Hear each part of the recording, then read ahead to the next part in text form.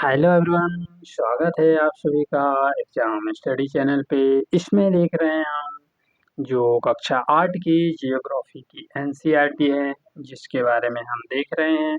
तो इसका आज देखेंगे हम पार्ट सेकंड, किसका, जियोग्राफी, जिसमें कि मानव संसाधन, जिसका आज हम पार्ट 2 देखने वाले हैं।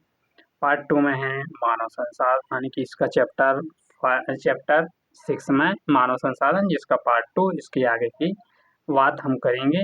तो चलिएगा हम फिर स्टार्ट करते हैं कि हमने पिछली क्लास में छोड़ा था कि जनसंख्या तक तो हमने देखा था, उसके बारे में आज हम उससे आगे की बात शुरू करने वाले हैं। तो आप देखिएगा कि किस तरह से जनसंख्या, और इसमें हम सबसे पहले देख लें इसमें कि जो हमारा विश्व का मैप है किस तरह से इसमें दर्शाया गया है। ये ऑस्ट्रेलिया है, ये हमारा छोटा सा भारत देश है। यहाँ से आप देखेंगे तो ये चीन है, ये रशिया है, फिर यहाँ से अन्य छोटे छोटे देश है, अफ्रीका है, दक्षिणी अमेरिका है, उत्तरी अमेरिका है, और फिर कनाडा है, ग्रीनलैंड है, ये अटलांटिक महासागर एसेप्ड उत्तरी और दक्षिणी अटलांटिक, आर्टिक, और फिर अंटार्कटिका महाद्वीप है, पैसिफिक महासागर है, यहाँ देखें तो हिंद महासागर है, और फिर प्रशांत महासागर या पैसिफिक महासागर, ये दोनों ही इधर से घुमाए या इधर से घुमाए तो दोनों एक समान हो जाते हैं। तो फिर हम देखते हैं, हम यहाँ से हम देखेंगे जनसंख्या का संगठन की किस तरह से जनसंख्या का संगठन होता है, उसके बारे में हम देखें। किसी भी देश की जनसंख्या कितनी अधिक है, उसका देश के आर्थिक विकास स्तर में कुछ अंतर नहीं पड़ता। उदाहरण के लिए बांग्लादेश, जापान आदि ये घने वसे हैं, लेकिन जब बांग्लादेश में अधिक लोग रहते हैं तो यहाँ अधिक विकसित देश है। एक संसाधन के रूप में लोगों की भूमिका समझने के लिए उनके गुणों के बारे में जानना आवश्यक है, क्योंकि हम नहीं जानेंगे तो इसके बारे में हमको कुछ भी पता नहीं चलेगा। तो होती है तो लोग आयु, लिंग, साक्षरता स्तर, स्वास्थ्य दशाओं, स्वास्थ्य और आय के स्तर पर एक दूसरे से भिन्न होते हैं। लोगों की इन विशेषताओं के बारे में जानना आवश्यक है। फिर जनसंख्या घनत्व, इसमें जनसंख्या का संगठन जनसंख्या की संरचना कहलाता है।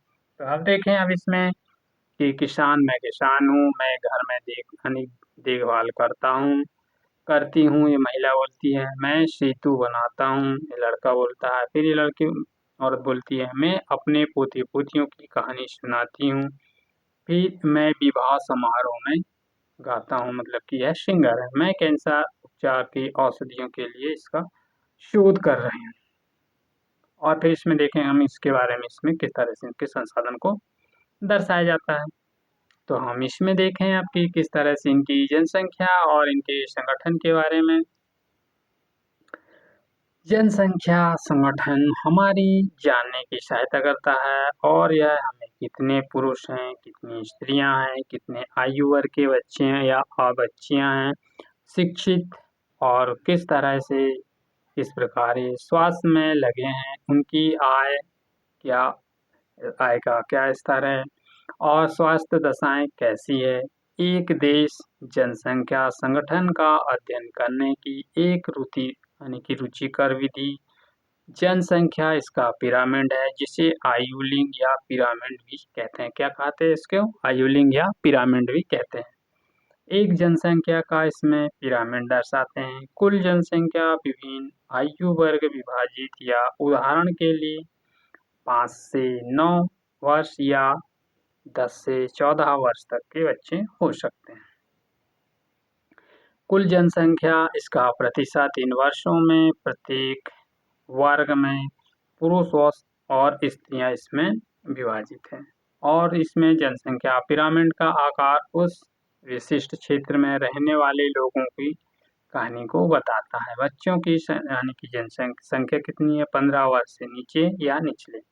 जैसे कि आप इस त्रिभुजाकार प्रतीत होने वाला एक आरेख है। जनसंख्या पिरामिड बच्ची बोलती हैं। जैसे कि आप इसमें देखेंगे कि इस तरह इस साइड आप देखेंगे पुरुष है, इस साइड क्या है? फीमेल, इनको इस तरह से इनको दर्शाया गया। जनसंख्या का आप इसमें पिरामिड प्रतिशत के आधार पर देख सकते हैं।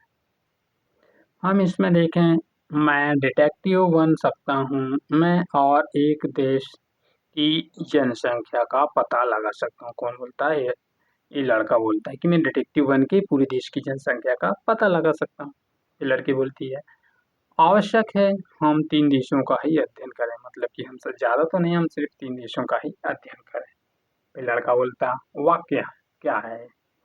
और फिर ये लड़की बोलती है एक देश में पुरुष और स्त्रियां वर्तमान जनसंख्या को उनके आयु वर्ग को क्या करती है? दर्शाती है। कौन? ये लड़कियां, पुरुष और स्त्रियां। फिर हम इसमें देखें कि किस तरह से दिखता है और दिखाई देने वाली जन्म दर के स्तर पर को क्या करती है? दर्शाती है। ऊपर का आकार वृद्धि इसमें की 65 से अधिक वर्ष की अधिक वर्ष के और इनकी अधिक वर्ष के लोगों की संख्या दर्शाता है और मृतकों की संख्या को इसमें दर्शाती है। हम देखें इसमें जनसंख्या पिरामिड एक देश में आश्रित लोगों की संख्या को भी बताता, मतलब इसमें जनसंख्या का जो पिरामिड है वह देश में जो आश्रित लोग हैं उनकी संख्या भी बताता है। युवा आश्रित लोग 15 से कम वर्ष की आयु के और वृद्धि आश्रित लोग 65 वर्ष से अधिक आयु के। आश्रित या आयु जनसंख्या के अंतर्गत आते हैं कार्यरत वायु, जैसे कि अनेक कार्यरत जो आयु वर्ग के लोग हैं वह 15 से 65 वर्ष के हैं। लोगों को आजकीय या रूप में शक्ति वर्ग में इसको रखा जाता है, मतलब इतने आयु वर्ग के लोग ही ज़्यादा सक्रिय होते हैं। एक देश की जनसंख्या पिरामिड जैसे कि जन्म दर, मृत्यु दर दोनों ही ऊंचे या आधार पर चौड़ा होता है। ऊपर तीव्रता से सकरा होता है, ऐसा इसलिए कि वह बहुत ही जन्म दर लेते हैं, यानी कि बच्चे जन्म दर लेते हैं, लेकिन उनमें अधिकतर मृत्यु शैशव काल में ही होती है। यानी कि कुछ बड़े हो पाते हैं, इसलिए वहाँ की मृत्यु यानी कि जो वृद्धि लोग बहुत कम होती है। और फिर वह इस तरीके केनिया जैसे कि स्थिति इसमें देखें हम, केनिया के पिरामिड को भी दर्शाता है। और जिन लोगों में मृत्यु दर विशेष रूप से छोटे बच्चों में कम हो रही हो, युवा वर्ग या पिरामिड इसका चौड़ा होता है। फिर इसमें हम देखें और इसकी, क्योंकि इसमें शिशु भ्रूण अवस्था या जीवित रहते हैं, यहाँ भारत में पिरामिड कैसा होता है इसमें दृष्टिगोचर होता है। इस प्रकार जनसंख्या युवा के सापेक्ष, यानी जो युवा है उसके सापेक्ष अधिक होती है। इसका अर्थ है मजबूत और वर्तमान में बढ़ते हुए इसमें श्रम शक्ति। हम देखें तो भारत में पिरामिड या कम दर के वाले बच्चे जन्म जैसे कि देश के आधार पर पिरामिड इसमें सकरा रहता है। घाटी मृत्यु यानी कि इसमें जो मृत्यु दर घटी है जन्म दर के कारण लोग इसमें आयु वर्ग तक पहुंच पाते हैं। कुशल, उत्साहित, आशावादी, सकारात्मक दृष्टि और युवा के जिन्हीं राष्ट्र में भविष्य होते हैं उनमें से जैसे कि भारतवासी है भाग्यशाली हैं जिसमें कि हमारे आसपास ऐसा संसाधन है, किसमें? भारत में। और उन्हें योग और उत्पादन जो उत्पादक को बनाने के लिए कुशल बनने और अवसर प्रदान करने के लिए यह आवश्यक या शिक्षित किया जाना चाहिए। जैसे कि हम इसमें देखें कि पुरुष और स्त्री वर्ग को किस तरह से दर्शाया गया, जो जापान का क्या है पिरामिड है। तो दोस्तों अब देखें हम इसमें जो अभ्यास प्रश्न हैं उनके बारे में देख लें कि किस तरह से इनको दिया गया है। जैसे कि हमने इसकी पूरी थ्योरी में अभी तक देखा, उससे रिलेटेड जो आंसर क्वेश्चन है उनके आंसर आप देने की कोशिश कीजिए। लोगों को एक संसाधन क्यों समझा जाता है, इसको बतलाना है आपके। लोग ही एक ही संसाधन को क्यों समझा जाता है। विश्व की जनसंख्या को असमान वितरण के क्या कारण है, इसको देख लेना।